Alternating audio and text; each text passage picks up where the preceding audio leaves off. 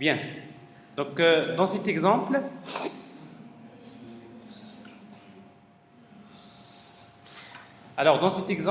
donc on va essayer donc de montrer avec C# comment créer tout d'abord une application simple qui permet de lancer plusieurs threads en même temps en utilisant une simple fonction. Alors, je crée un simple projet console application.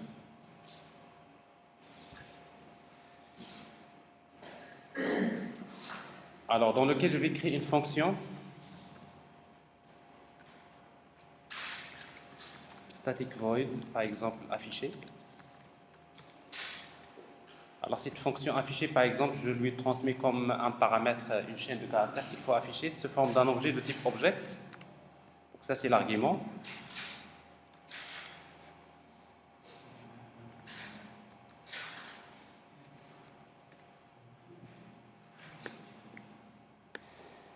Avec une boucle de 0 jusqu'à, par exemple, 1000. 10 000. N'importe. On affiche le message console. Point write. L'argument.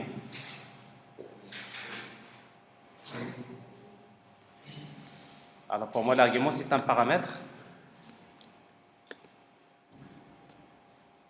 quelconque. Alors ça, c'est une simple application. Alors qu'est-ce qui se passe quand, par exemple, j'appelle la méthode affichée, par exemple, étoile,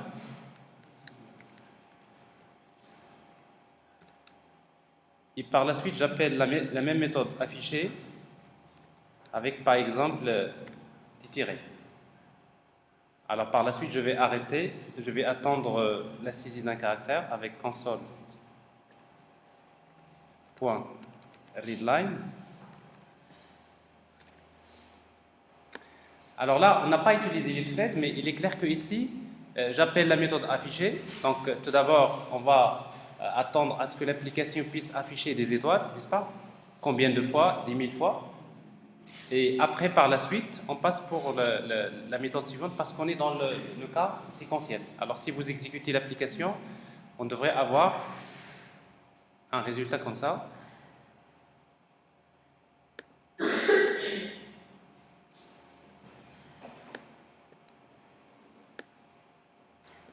Alors, bien sûr, je vois tout d'abord l'affichage des étoiles, une fois que je termine, tout d'abord, et après, je passe vers l'affichage des tirets, n'est-ce pas? Alors, supposons maintenant, je voudrais que ces deux fonctions affichées s'exécutent en même temps. Donc, je voudrais exécuter la fonction affichée deux fois en même temps. Alors, qu'est-ce que je dois faire? Donc, j'ai besoin de passer par la notion des threads.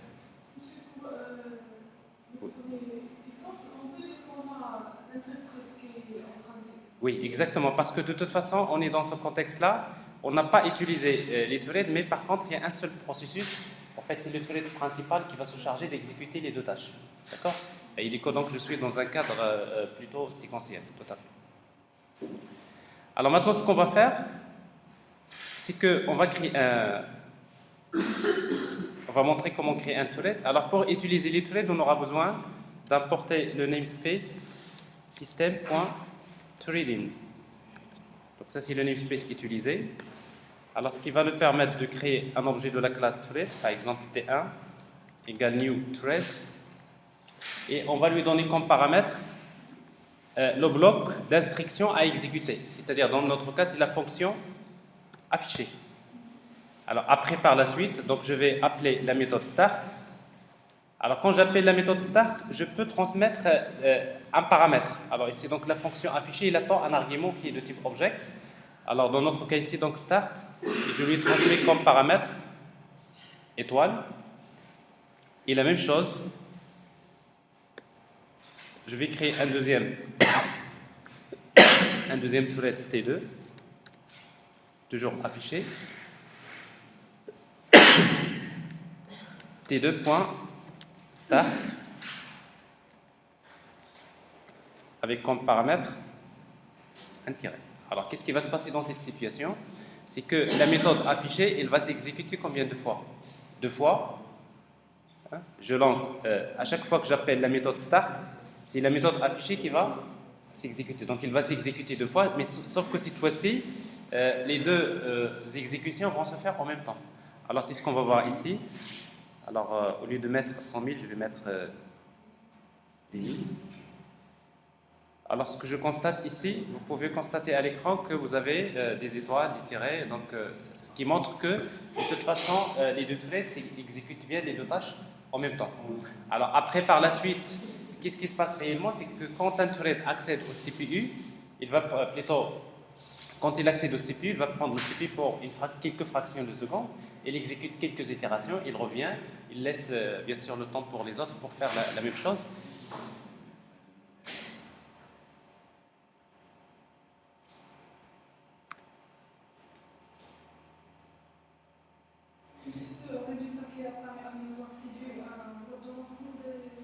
C'est exactement. Alors maintenant, ce qui s'est passé, c'est que ici, dans notre situation, nous avons une application qui a lancé deux threads, n'est-ce pas? Alors les deux threads vont exécuter en fait la même fonction, mais la fonction elle va s'exécuter 2 fois.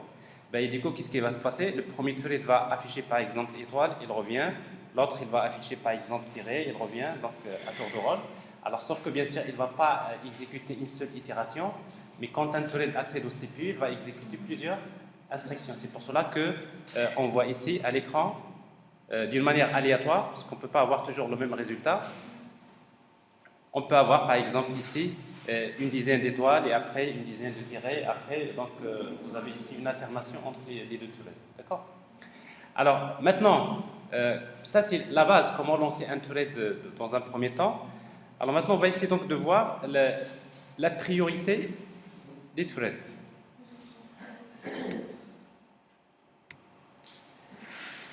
Alors généralement, par défaut, donc si vous n'utilisez pas les priorités, donc par défaut, tous les threads ont la même priorité. Alors ils ont la même priorité, ça veut dire quand ils accèdent généralement au CPU, ils vont prendre le même temps. Hein? Alors, sauf que dans la réalité, c'est que dans la programmation, vous avez la possibilité de donner plus de priorité d'un thread par rapport à l'autre. Alors dans C#, vous avez 5 niveaux de priorité que vous pouvez utiliser. Donc il y a des constantes qui se trouvent dans la classe thread priority, dans laquelle on trouve par exemple la priorité lowest, donc la valeur c'est 0, normal, la priorité, la valeur c'est 2, highest c'est la priorité 4, above normal 3 et below normal c'est 1. Donc c'est-à-dire que vous avez normal la valeur de priorité c'est 2 et après par la suite vous avez d'autres priorités que vous pouvez utiliser. Alors généralement il y a des systèmes d'exploitation qui sont capables de prendre en charge 10 niveaux de priorité. C'est-à-dire vous pouvez utiliser la priorité par exemple de 0 jusqu'à 10 ou bien jusqu'à 9. Mais il y a des systèmes d'exploitation parfois qui ne gèrent pas tous les niveaux de priorité. Alors ce qui fait que souvent dans les applications on utilise plutôt souvent dans la majorité des cas 3 niveaux de priorité, à savoir normal, mid priorité, généralement l'ouest, et après max priorité c'est plutôt la highest. Donc c'est les 3 niveaux. Mais après, si vous avez des applications dans lesquelles vous voulez gérer donc 5 niveaux de priorité, vous pouvez utiliser les autres constantes. Alors comment utiliser les priorités? Alors en principe par exemple, on a créé tout à l'heure, on a créé donc deux threads. Donc avant de lancer par exemple chaque thread, on va lui donner un niveau de priorité en utilisant la méthode, la propriété priorité. Et après, on fait appel à une classe qui s'appelle thread priorité, dans laquelle on va trouver ces constantes. Alors par exemple, je vais utiliser lowest par exemple, la plus petite, alors que T2, on va lui donner la priorité. Thread priorité point highest.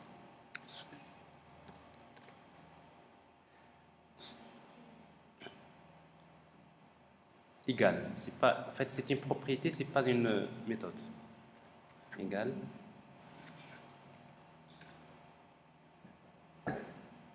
Alors maintenant, qu'est-ce qui va se passer? Ce qui va se passer, c'est que T1 et T2, quand on va les démarrer, il est clair que le thread T2 va s'exécuter plus rapidement que le thread T1. Alors ce qu'on peut constater, par exemple, si on affiche des itérations jusqu'à 100 000,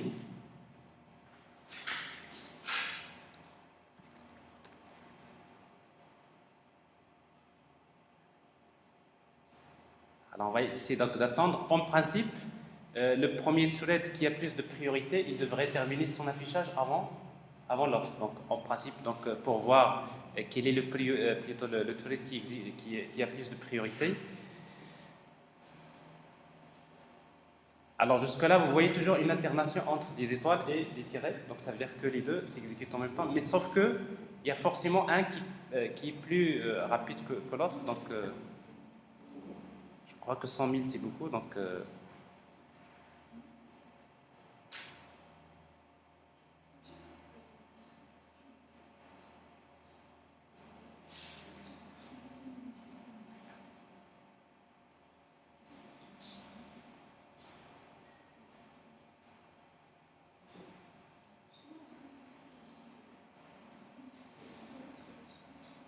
voilà. Alors vous allez constater qu'à la fin, qu'est-ce qui reste en dernier lieu? C'est les tirets. C'est-à-dire que celui qui a moins de priorité. Voilà, c'est juste l'utilisation des priorités. Alors maintenant, on va aborder un autre problème qui est très important dans les threads, c'est la synchronisation des threads. Alors regardez bien. Alors généralement, quand un thread exécute une fonction, en principe, le thread exécute une tâche indépendamment de l'application, du reste de l'application. On va dire qu'un thread, il est autonome. Autonome, ça veut dire qu'il fait une tâche indépendamment du reste de l'application.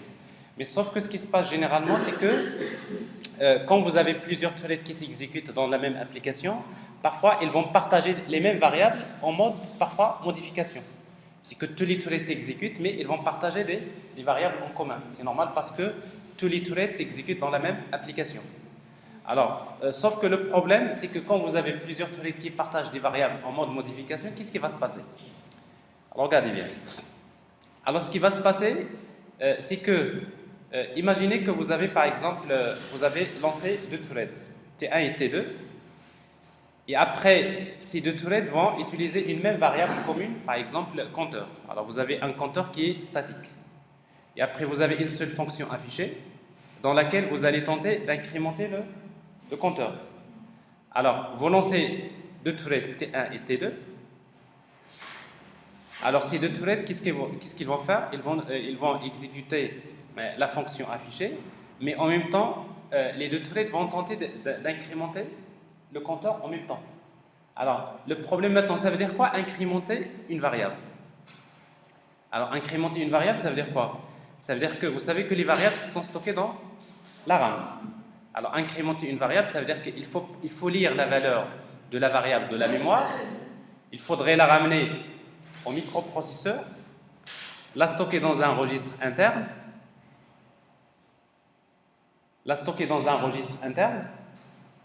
l'incrémenter en interne, c'est le microprocesseur qui va l'incrémenter en utilisant ses propres fonctions. Et après, par la suite, il faut ramener la valeur finale. Donc ça veut dire quoi? Incrémenter une variable, ça veut dire je lis, je la stocke dans le registre interne, je l'incrémente dans le microprocesseur, et après j'écris la valeur au niveau de la RAM, n'est-ce pas? Donc lire, modifier, écrire. Alors le problème qui va être posé maintenant, c'est quoi? C'est que vous avez deux threads, T1 et T2, qui vont incrémenter la variable en même temps. Le premier thread T1, il va lire la valeur, qu'est-ce qu'il va trouver? 0. Il va la ramener au CPU. Il est en train de l'incrémenter, mais il n'a pas encore terminé. Le deuxième thread, lui, il accède à la variable, qu'est-ce qu'il va trouver? 0. Lui-même, il va lire la valeur. Le premier thread a incrémenté la valeur, qu'est-ce qu'il a ramené? 1, n'est-ce pas? Le deuxième thread, pour lui, la valeur qu'il a lue, c'est déjà 0. Il va encore la ramener vers le CPU, il va l'incrémenter, et ça va donner combien? Il l'incrémente, il va ramener 1. Alors ici, donc, au lieu de faire deux incrémentations, en fait, vous avez, au lieu d'avoir, par exemple, le compteur, au lieu d'avoir la valeur du compteur 2, on a 1. Alors, Ça, c'est un grand problème pour les threads. Donc, il faudrait savoir gérer. Alors, quand vous avez plusieurs threads qui accèdent à la même variable en mode modification, à un instant donné, il faudrait penser à faire ce qu'on appelle la synchronisation. La synchronisation, ça veut dire quoi? Ça veut dire qu'une fois qu'un thread va lire une variable pour la modifier, il va la verrouiller. Alors pourquoi il va la verrouiller? Parce que s'il y a un autre thread qui va tenter d'accéder à cette variable, il attend jusqu'à ce que le premier thread termine, c'est-à-dire l'opération. C'est à ce moment-là que le second thread va pouvoir lire la valeur. Alors pour observer ce phénomène, nous allons faire l'expérience suivante. Regardez bien. J'ai l'application dans laquelle j'ai un compteur statique.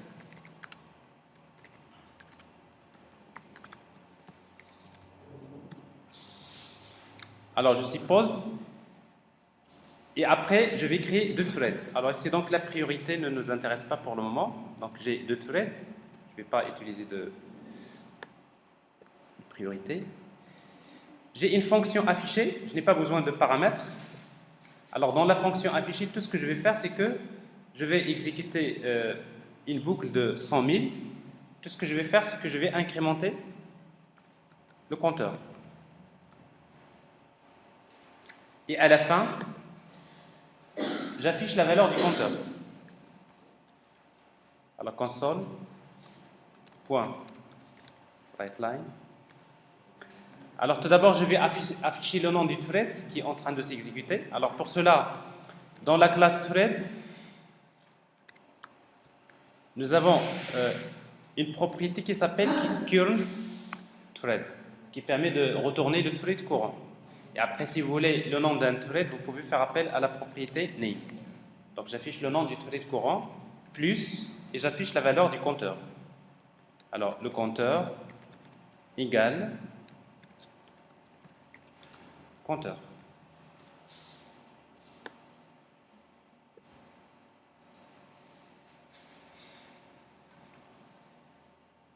Alors maintenant, ici donc T1.start, il n'y a pas de paramètres. Donc je n'ai pas besoin de transmettre des paramètres. Alors sauf qu'avant de démarrer, je vais attribuer un nom à chaque thread. T1.name, le nom. Alors le premier thread, on va l'appeler T1. Et le deuxième thread, on va l'appeler T2.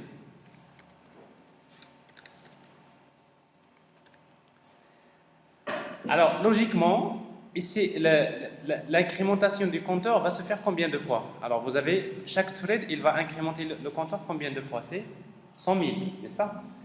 Multiplié par 2. Parce qu'en fait, donc, en principe, à la fin, on devrait avoir comme valeur 200 000, n'est-ce pas? Alors, on va exécuter, on va regarder.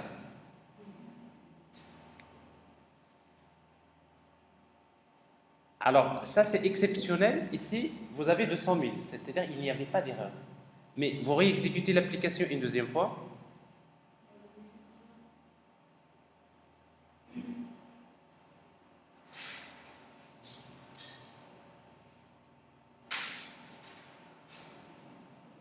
Alors, on va réexécuter encore. Alors, qu'est-ce que vous constatez? Alors, les deux premières exécutions, a priori, il n'y avait pas de problème. Mais la troisième exécution, on voit, la valeur, c'est c'est pas 200 000, c'est 192 237. Donc ça veut dire qu'il y avait des erreurs au niveau des calculs. Alors c'est dû à quoi? Je réexécute encore. Alors là, il n'y a pas de problème. Je réexécute. Ça ne marche pas. Alors maintenant, ça signifie quoi ça? Ça signifie que quand vous avez plusieurs threads qui sont en train de partager la même variable en mode modification, le problème qui s'est passé, c'est exactement le problème dont j'ai parlé tout à l'heure, c'est ce problème-là. C'est que vous avez, les deux threads vont accéder à un instant donné pour incrémenter la même variable.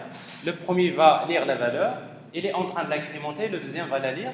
Ben, il dit quoi donc? C'est qu'au lieu d'incrémenter la variable autant de fois que l'on veut au niveau de l'application, donc vous avez donc des résultats qui sont erronés. Est-ce que c'est clair, le problème? Alors maintenant, c'est quoi la solution? Alors pour faire la synchronisation, justement, il faut utiliser ce qu'on appelle des verrous. Hein, il faut créer un verrou. Alors en fait, il existe plusieurs techniques pour synchroniser les threads. Tout d'abord, la première, c'est d'utiliser l'instruction lock, qui permet donc de créer un verrou, ce qui va permettre plutôt de verrouiller un bloc d'instruction ou bien l'accès à une variable à un instant donné par un thread. Alors comment on le fait?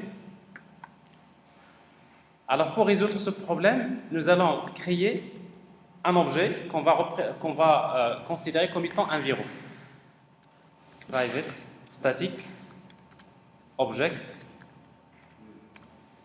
verrou égale new object. Donc je crée un objet et après par la suite, au niveau de l'instruction, alors pour moi, quelle est la zone critique? C'est-à-dire quelle est la zone qui pose vraiment problème? C'est l'incrément, c'est à ce niveau-là. Alors qu'est-ce que je fais? Tout simplement, je vais utiliser l'instruction lock. Je vais utiliser l'objet verrou. Je ferme. Alors ça veut dire quoi ça? Ça veut dire que même si vous avez plusieurs threads qui arrivent à la fonction affichée, ils vont rentrer, ils vont exécuter, mais une fois qu'ils arrivent là, le thread qui arrive là, une fois qu'il est en train d'incrémenter, il va verrouiller cet objet-là. Ben, il dit que donc à chaque thread qui veut accéder bien sûr, à cette fonction, qu'est-ce qu'il va? Il va attendre jusqu'à ce que l'objet soit déverrouillé. Alors, une fois que je termine, automatiquement l'objet sera déverrouillé et du coup donc le second thread va accéder au traitement. Alors si vous faites cette technique, donc qu'est-ce qui va se passer? On va exécuter. Alors vous allez constater maintenant que vous pouvez exécuter autant de fois que vous voulez, mais vous n'aurez jamais, donc cette erreur, cette marge d'erreur. Vous voyez donc à la fin, le deuxième thread qui termine son travail, il sort toujours avec 200 000. Alors on peut exécuter encore plusieurs fois.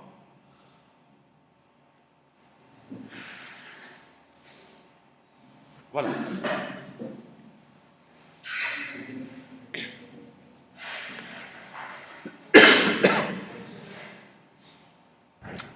C'est bon, c'est clair?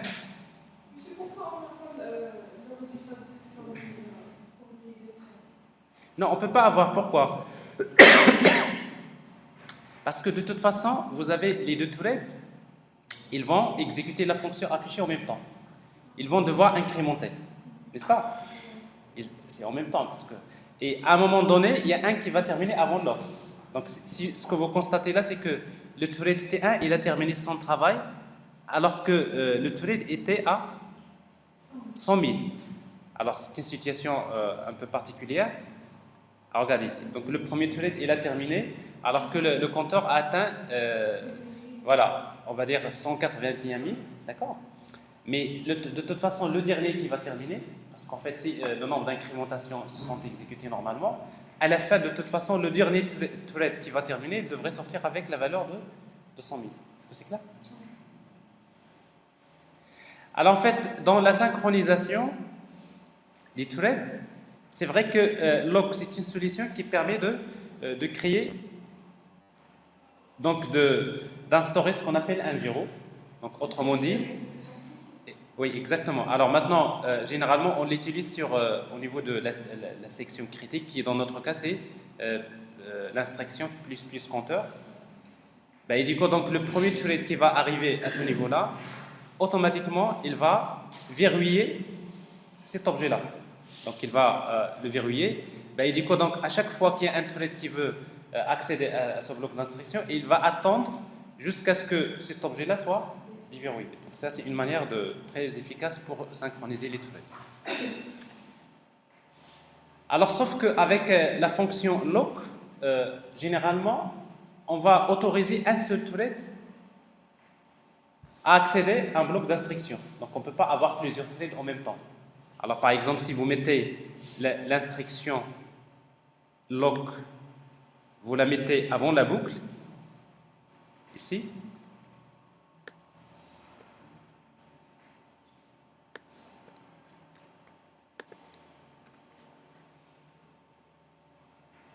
Alors, qu'est-ce qui va se passer dans ce cas-là?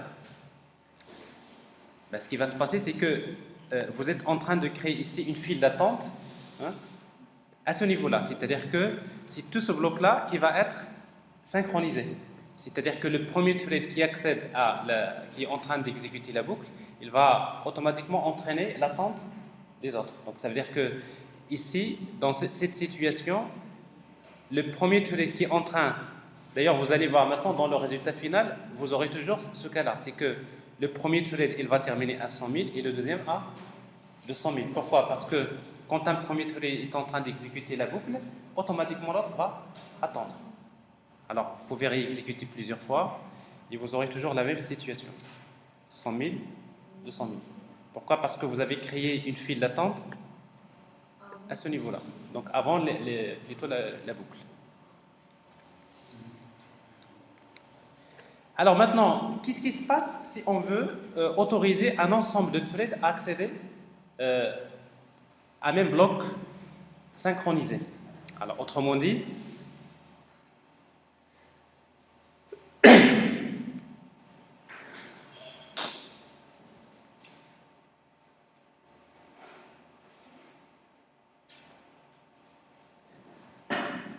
alors, qu'est-ce qu'on peut faire, par exemple, dans une application si on voudrait autoriser 3 threads au maximum, ou bien un nombre maximum de threads, à accéder en même temps à un bloc d'instruction. Alors, imaginez que vous avez des centaines de threads qui se créent, et après vous dites, moi, ce bloc d'instruction, dans ce bloc d'instruction, je ne vais autoriser que un nombre 4 de threads qui ont l'autorisation d'accéder à ce bloc d'instruction. Alors, pas plus. Donc, c'est-à-dire, vous créez un nombre maximum. Alors, dans ce cas-là, avec la fonction lock, vous ne pouvez pas faire ça. Parce qu'avec lock, qu'est-ce qu'on fait? Lock, c'est comme si vous êtes en train de dire il y a un seul thread qui a le droit d'accéder. Alors, maintenant, si vous voulez, dans une application, vous voulez autoriser plusieurs threads à accéder à un bloc qui est synchronisé, il y a une autre solution, c'est d'utiliser ce qu'on appelle le sémaphore slim. Alors, en fait, le sémaphore slim, c'est un objet qui va permettre de créer, si vous voulez, une sorte de salle d'attente dans laquelle on peut spécifier le nombre de threads maximum qui sont autorisés à accéder en même temps. Alors pour l'utiliser dans l'application, nous allons voir l'exemple suivant. Alors, si vous regardez bien déjà l'exemple, ici.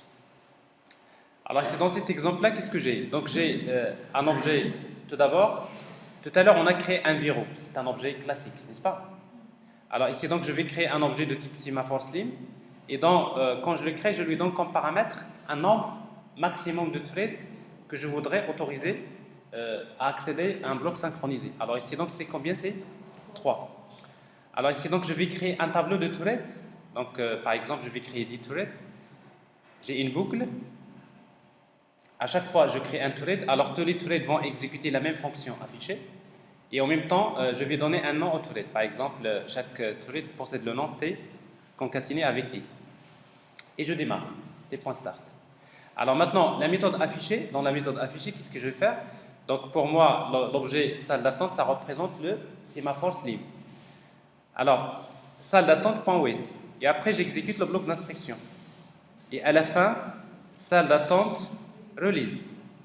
Alors, qu'est-ce qui va se passer? C'est que ici, vous avez combien de threads qu'on va créer? 10. Alors, si on ne fait pas cette synchronisation, il est clair que les 10 threads vont accéder en même temps à ce bloc d'instruction. Ils vont l'exécuter en même temps. Alors, du moment que vous avez ici la fonction wait de sémaphore slim, qu'est-ce qui va se passer? C'est qu'il va autoriser uniquement combien de threads? 3. Il n'y a que 3 qui vont travailler en même temps sur ce bloc d'instruction. Mais une fois qu'ils auraient terminé, il y a les autres qui vont rentrer. Donc, c'est une manière un petit peu si vous voulez, c'est comme si vous lancez des blocs de 3 threads qui vont à chaque fois effectuer un traitement. Alors, si vous voulez voir ce phénomène-là, on peut exécuter l'application suivante.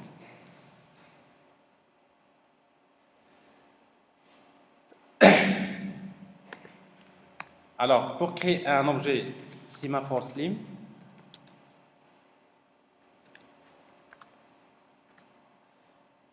alors on va l'appeler salle d'attente égale new sémaphore slim 3. Alors je vais effacer tout ça. Alors je vais créer un tableau de thread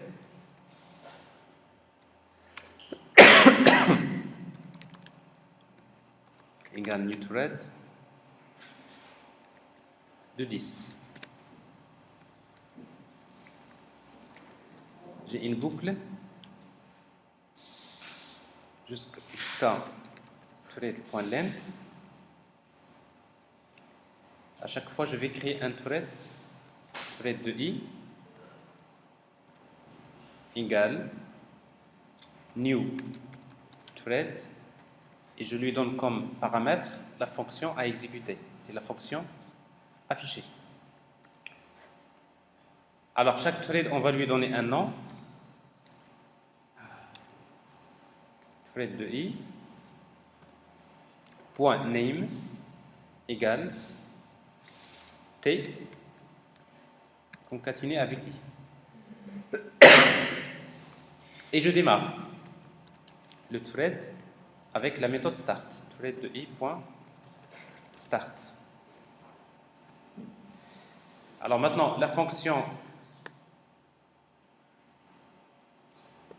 qu'est-ce qu'il va faire? On va faire une boucle for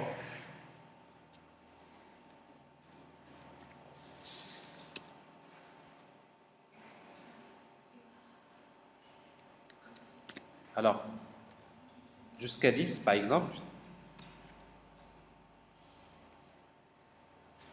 et inférieur à 10. À chaque fois, j'affiche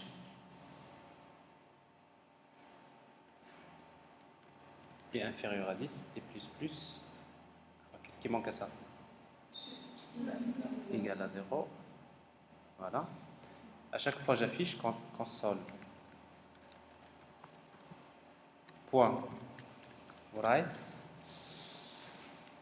Le nom du thread. Alors, thread. La classe thread.current thread.name. Après un séparateur, par exemple, underscore avec write. Alors, maintenant, et après, on va essayer donc, pour voir le phénomène, on va essayer de faire une temporisation d'une seconde. Alors, pour faire une temporisation, on va utiliser la méthode sleep. Alors, en fait, la méthode sleep de la classe thread, on va lui donner comme paramètre le nombre de millisecondes, c'est-à-dire ici, c'est 1000, c'est-à-dire une seconde, pour chaque itération. Alors, ici, donc, qu'est-ce qui va se passer? Nous avons créé combien de threads? 10. Alors, si on regarde bien l'exécution de l'application, vous allez voir, pour chaque itération, regardez, chaque itération, chaque seconde, les 10 threads de 0 jusqu'à 9 vont exécuter une itération. Donc ça prouve que les 10 threads sont en train d'accéder au bloc d'instruction en même temps. Alors maintenant, on va essayer donc de limiter. Je ne veux pas que les 10 threads accèdent en même temps, je voudrais limiter uniquement à 3 par exemple. Alors dans ce cas-là, justement, on va utiliser cet objet-là que nous avons créé, qui est l'objet salle d'attente, qui est un objet de type sémaphore slim, pour lequel on a déjà spécifié le nombre maximum. Alors qu'est-ce qu'on va faire ici? Donc on va utiliser la fonction, l'objet sémaphore slim salle d'attente. Alors sauf qu'on devrait le déclarer statique pour pouvoir y accéder. Ici donc nous utilisons que des méthodes statiques. Donc salle d'attente point la méthode wait.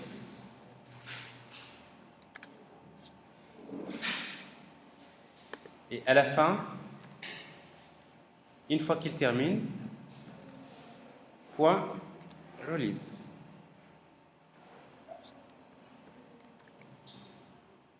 Alors dans ce genre de situation, c'est quoi ça? Nous sommes en train de synchroniser ce bloc. Et ce bloc-là, il est synchronisé avec l'objet sémaphore slim. Il dit que donc, en principe, j'ai ici la garantie qu'il n'y a que 3 threads qui vont accéder en même temps. S'il y a 10, ils vont attendre. Alors c'est ce qu'on va voir ici, vous allez remarquer, quand on exécute, vous allez voir chaque itération, il n'y a que 3 qui vont travailler. Chaque itération, chaque seconde, il y a 3. T0, T1, T2, T3. Mais une fois que les 3 vont terminer, il y a les autres qui vont continuer. Alors vous allez voir maintenant, il y a T4, T5, plutôt T3, T4, T5. Après, par la suite, ça serait la suite. N'est-ce pas?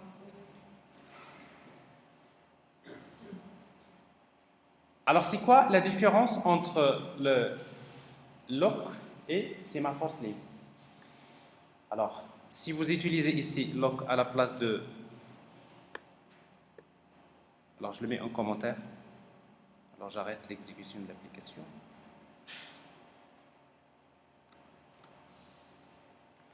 Si vous mettez lock verrou avec un bloc à ce niveau-là,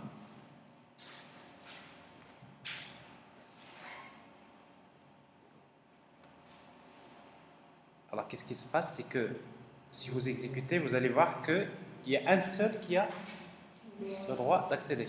Donc, si vous voyez le T0, il est en train d'exécuter, c'est des itérations. Une fois qu'il termine, il y a les autres qui vont accéder. Alors ça c'est le... Mais vous remarquez ici, donc on perd du temps. Pourquoi? Parce que il y a la possibilité que plusieurs travaillent en même temps, mais il y a des situations dans lesquelles on est obligé donc de travailler comme ça. Je vous donne un exemple assez courant. Par exemple, quand vous imprimez, quand vous lancez l'impression de plusieurs documents. Vous avez un document Word, vous lancez l'impression, vous lancez la deuxième. Alors, premièrement, quand vous lancez plusieurs impressions, qu'est-ce qui fait que l'application peut lancer plusieurs impressions en même temps? C'est parce qu'il y a la notion de thread. Chaque impression que vous lancez un thread, n'est-ce pas? Mais il se trouve que tous les threads vont utiliser la même imprimante. Alors maintenant, s'il n'y a pas de synchronisation, qu'est-ce qui va se passer? Le risque, c'est que tous les threads vont commencer à envoyer les données vers l'imprimante. Et du coup, donc, on va avoir au niveau de l'imprimante un document dans lequel on trouve le mélange des documents, n'est-ce pas? Alors, sauf que si vous utilisez, dans ce cas-là, si vous mettez par exemple un verrou, lock, c'est-à-dire vous verrouillez l'imprimante. Une fois que le premier qui veut accéder à l'imprimante, ben, il est en train d'imprimer, mais les autres doivent attendre. Alors ici, donc, il est clair qu'on ne devrait autoriser qu'un seul thread à utiliser l'imprimante en même temps. Parce que s'il y en a plusieurs qui l'utilisent en même temps, il y aura des problèmes, n'est-ce pas? Alors qu'il y a des situations dans lesquelles on peut autoriser plusieurs threads à accéder à la même ressource partagée en même temps. Surtout quand, bien sûr, la ressource il est accessible plutôt pour une lecture, par exemple, de données, et non pas pour une modification de données.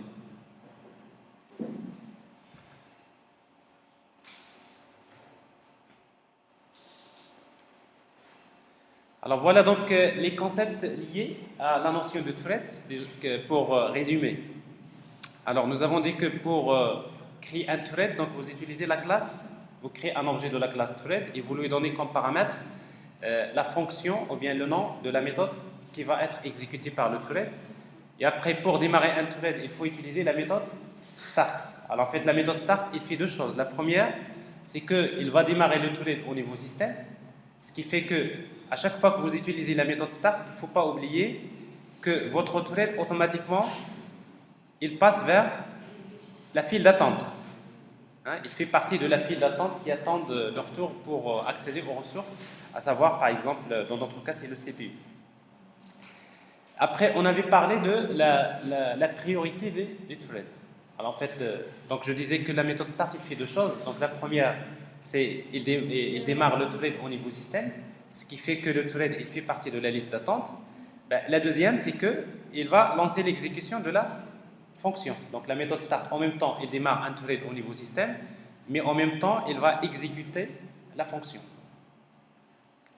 Alors on avait parlé donc de la priorité des threads, donc nous avons dit que par défaut, tous les threads ont la même priorité, c'est la normale priorité, mais vous avez la possibilité de changer cette priorité en utilisant la propriété priorité et en faisant appel à des constantes qui font partie de la classe thread priorité.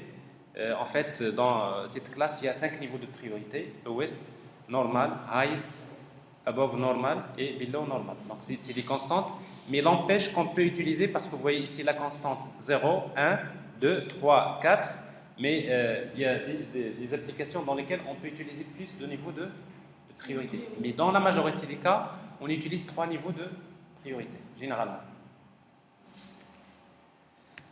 Alors, on avait également parlé de la synchronisation des threads, qui est un grand problème du thread, c'est que quand on utilise une application multi-thread, ça c'est un problème à régler.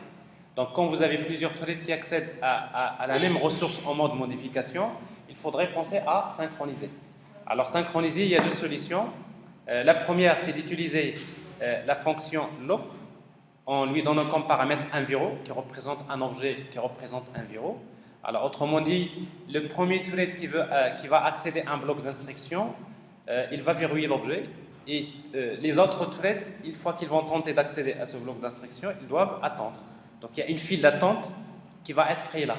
Mais ce qu'il faut noter avec la fonction thread, c'est qu'il y a un seul thread qui est autorisé à accéder en même temps au bloc d'instruction. Mais si vous voulez autoriser plus d'un thread à un bloc d'instruction, donc on a dit qu'il y a une autre solution. Parmi les solutions, parce qu'il y en a d'autres, il y a Semaphore Slim. Donc c'est une solution très simple pour laquelle on peut spécifier le nombre maximum de threads qui ont le droit d'accéder à un bloc d'instruction en même temps. Alors comment on va l'utiliser? Donc l'objet Semaphore Slim, donc vous le créez, vous lui donnez comme paramètre le nombre de threads.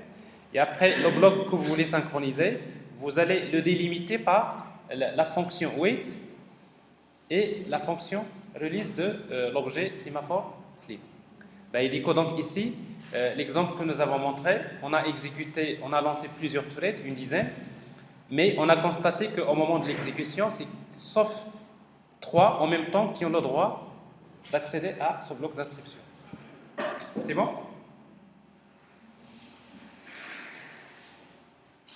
Alors, pour terminer, on va essayer donc de voir un exemple d'utilisation du thread dans une application Windows Forms.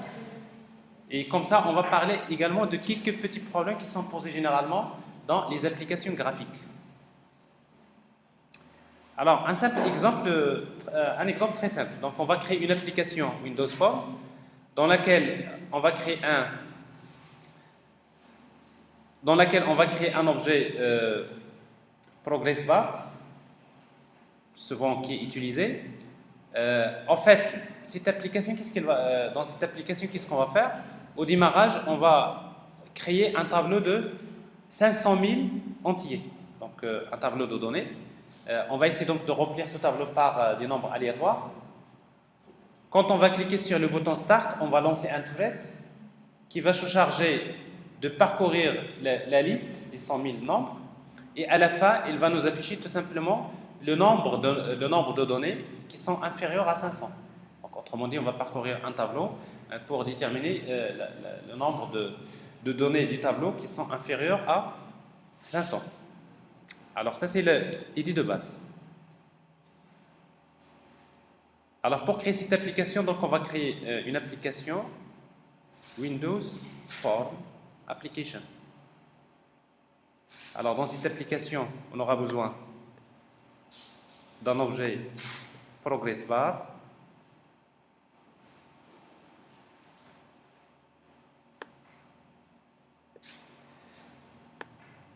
on aura besoin d'un bouton Start qui va permettre de lancer un traitement, mais ce traitement-là, on va l'associer à un thread, sachant que dans une application graphique, parfois vous avez plusieurs boutons. Vous voulez, à chaque fois que vous cliquez sur un bouton, vous lancez un traitement d'une manière indépendamment du reste de l'application. Donc forcément, il faut utiliser les threads. Alors, on va associer à ce bouton-là, donc ça c'est Start. On va démarrer donc un thread. Le nom du bouton Start. Et après, on va afficher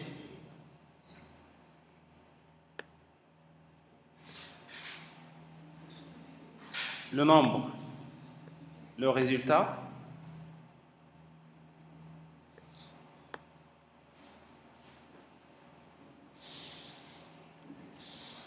alors texte,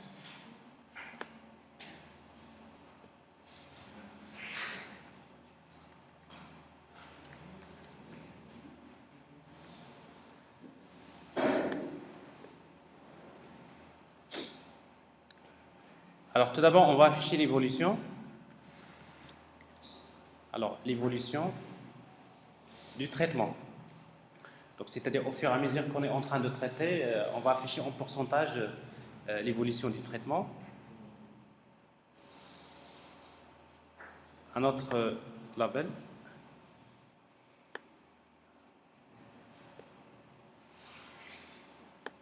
Qu'on va appeler label évolution.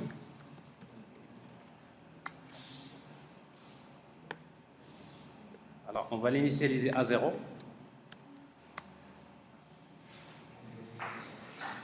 Et après le résultat,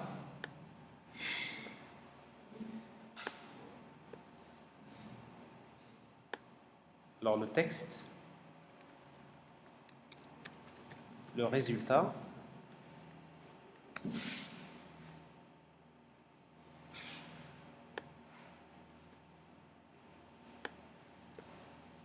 alors la même chose, on va mettre au début 0 et label résultat. Voilà. Alors je reprends. Dans cette application au démarrage, quand j'exécute l'application, tout d'abord, on va initialiser une liste de données. Donc une liste de, on va dire, de 500 000 entiers, hein, donc qu'on va remplir d'une manière aléatoire. Alors par la suite, quand je démarre le toollet, qu'est-ce qu'il va faire le toollet? Il va lancer un traitement qui va déterminer le nombre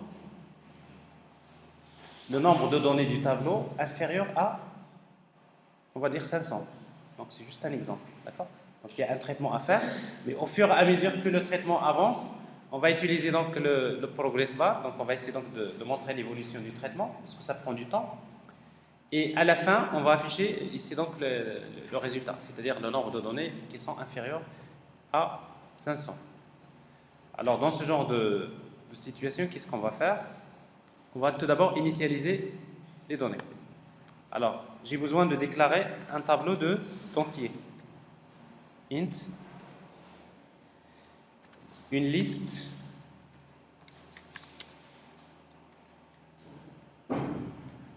de 500 000 données. Alors, on a besoin donc d'utiliser un random. On va l'initialiser. On va créer un objet de type random. Random égale new random. Alors pour l'initialiser, on va l'initialiser avec le temps actuel. Donc on va utiliser la classe datetime.now.tix. Donc ça c'est en langue, on va le convertir en int.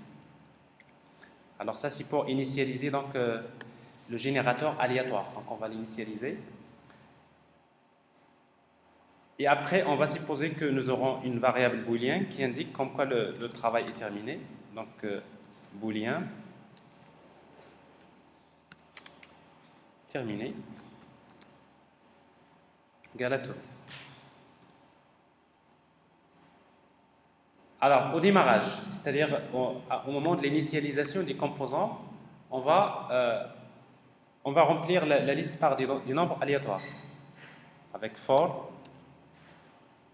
i égale à 0 jusqu'à le nombre de données, c'est-à-dire list.length, liste de i égale random.next.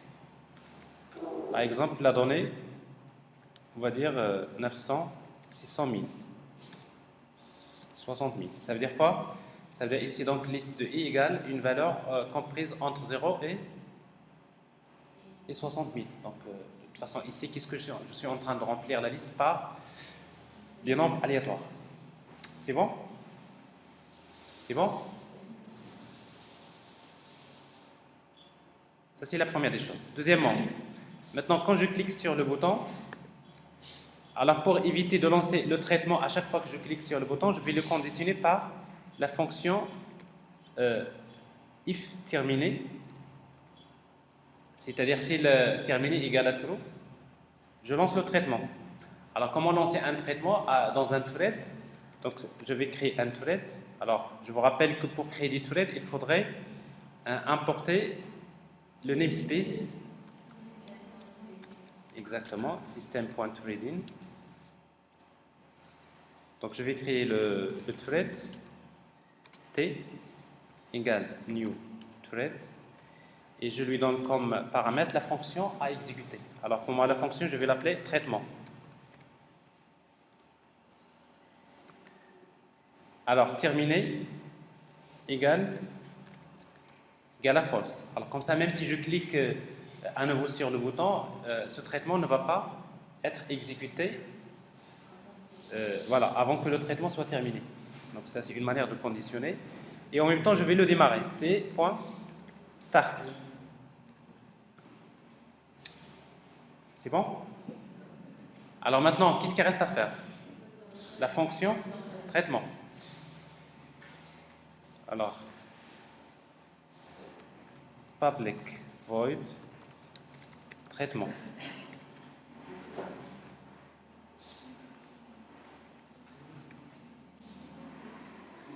Alors traitement, qu'est-ce qu'on va faire? Maintenant, on va compter le nombre de données qui sont inférieures à 500. Donc on va créer un compteur, si vous voulez total,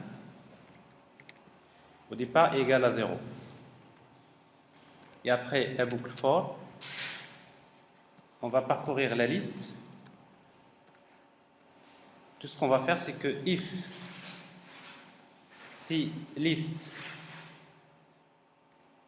de i est inférieure à 500, par exemple, alors s'il est inférieur à 500, on va incrémenter le total, le nombre total. Alors là, je suis en train de compter le nombre de données qui sont inférieures à 500. Mais en même temps, je vais mettre à jour le progress bar. Parce qu'au fur et à mesure que j'avance, parce que je vais quand même traiter combien de données? C'est 500 000. Donc si ça prend du temps, chaque itération, je vais mettre à jour le progress bar. Alors maintenant, on aura besoin donc de définir une valeur V en pourcentage, en principe qui est égal à I divisé par le nombre, à savoir la liste list.length. Je ne sais pas si... Alors ça veut dire que au début quand c'est I égale à 0, donc c'est 0%, et quand I égale à la valeur maximale, c'est-à-dire 500 000, on aura 1. Alors si vous multipliez par 100, ça veut dire que vous avez une valeur entre 0 et 100, n'est-ce pas? Donc ça c'est une manière un petit peu de voir l'évolution. Alors sauf que pour avoir une division réelle et non pas euclidienne, on aura besoin de convertir l'int en double, parce que sinon il va faire une division euclidienne et vous aurez tout le temps 0. Hein? Mais en principe ça devrait être 0, et après on aura besoin de convertir tout ça en int. Parenthèse. C'est bon? Alors, vous avez la valeur V. Alors, cette valeur V, regardez bien. Progress bar 1 que nous avons créé, point value égale à V. Ça peut paraître logique, n'est-ce pas? C'est-à-dire que à chaque itération, je change la valeur de progress bar. Mais vous allez comprendre une chose, c'est que cette opération n'est pas autorisée et vous allez comprendre pourquoi. D'ailleurs, on va exécuter tout d'abord l'application. Alors, quand on va cliquer sur Start,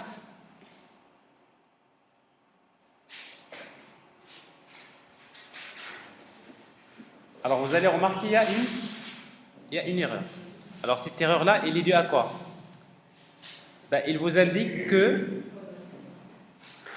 comme quoi, on n'a pas le droit de modifier la valeur d'un composant graphique, parce que progress bar c'est un composant graphique, à l'intérieur d'un thread, parce que la fonction traitement elle est exécutée par un thread. Donc dans un thread que vous lancez, vous n'avez pas le droit d'accéder aux composants d'un autre thread. Pourquoi? Parce que les composants graphiques, ils sont gérés par un thread spécial, n'est-ce pas? Alors ça c'est un premier problème généralement qui n'est pas admissible dans les applications Windows Form. Alors c'est quoi la solution? C'est de déléguer cette opération de modification à une action spéciale. Alors c'est la raison pour laquelle on va la mettre en commentaire. Et pour faire ce genre d'opération, on fait appel à une fonction qui fait partie de la classe form qui s'appelle invoke. Alors on voudrait invoquer une action. New action. Alors une action, et après vous spécifiez cette action-là, elle reçoit comme paramètre un objet de quel type? Alors ici, dans notre cas, c'est un entier. La fonction, comment il s'appelle? On va dire progress, on va l'appeler progress. Et qu'est-ce qu'on va lui transmettre comme paramètre? La valeur v. Alors, ça veut dire que ici, je suis en train de faire appel à la méthode invoke qui est associée à l'application graphique. Et cette fonction invoke, elle est associée au thread qui est créé pour gérer les composants graphiques. Et après, on va lui demander si ce thread-là, qui est associé à invoke, qui va se charger de faire cette modification. Donc ici, donc, pour que ça marche, on aura besoin de créer la fonction progress. Alors en fait, la fonction progress, elle reçoit comme valeur v. Et qu'est-ce qu'il va faire? Il va accéder à progressBar.value égale à v. Alors ça c'est, si vous voyez ici que cette opération elle est interdite, n'est-ce pas? Alors c'est quoi la solution? C'est de passer par la fonction invoke. Alors on va vérifier. Alors vous allez voir que cette fois-ci, donc, il n'y a pas de problème, ça passe. Alors sauf que maintenant, au fur et à mesure, on a besoin de changer ces valeurs. Alors c'est exactement ce que je vais faire. En même temps, la zone de texte évolution, on a créé un label que j'avais appelé évolution, je crois, label évolution point texte égale la valeur v point toString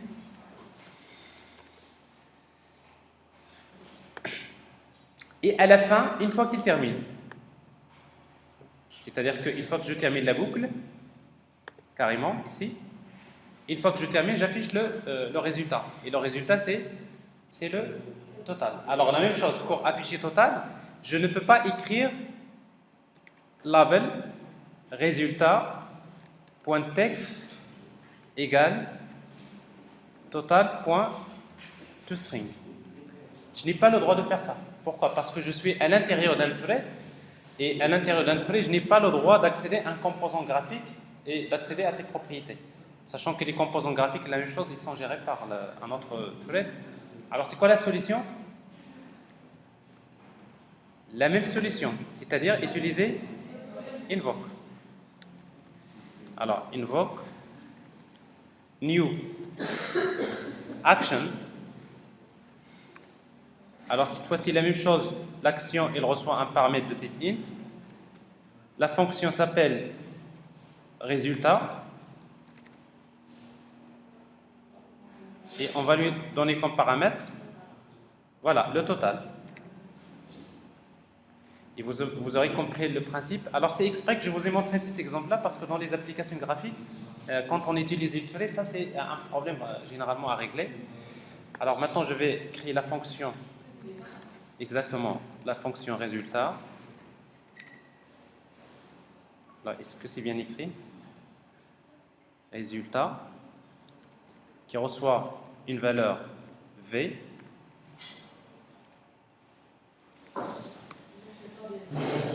C'est pas bien écrit. Résultat. Oui, résultat.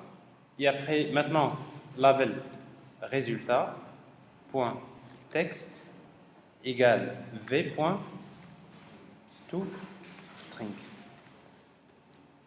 Alors ici, donc, nous avons utilisé ce qu'on appelle un delegate. Alors, on n'a eu pas l'occasion de parler des delegates dans la C#, mais cette classe action, c'est ce qu'on appelle un delegate. Alors, sauf qu'on a utilisé un delegate qui existe déjà, mais on aurait pu créer notre propre delegate pour déléguer l'exécution d'une fonction à un delegate. Alors maintenant, on va exécuter ça et on peut regarder. Donc, alors, vous allez remarquer, donc, ça avance, et à la fin, je vois ici, il y a 4000, voilà, c'est lisible. Alors, 4103 nombres. Alors, je réexécute. Maintenant, est-ce que je peux réexécuter? Non, parce que la variable, si vous vous rappelez bien, la variable, le clic, il est conditionné par terminé. Alors maintenant, une fois que c'est terminé, n'est-ce pas? Une fois que j'affiche le résultat, par exemple ici, à nouveau, je peux initialiser, terminer à true. Ok? Alors comme ça, j'exécute et je peux réexécuter à nouveau. C'est une manière un petit peu de relancer. Alors ici donc, et après on peut vérifier donc les valeurs. Donc vous lancez un traitement qui dans l'évolution s'affiche, ça c'est important, mais en même temps à la fin du traitement, donc voilà ce que je vais faire. Voilà, alors on a un peu débordé, mais alors ces éléments-là sont suffisants pour comprendre déjà comment utiliser les threads, mais le cours suivant qu'on va faire, donc ça concerne les sockets, c'est la programmation réseau, et ça nécessite déjà de comprendre la notion de thread. Sinon, on aura du mal à comprendre l'aspect programmation réseau.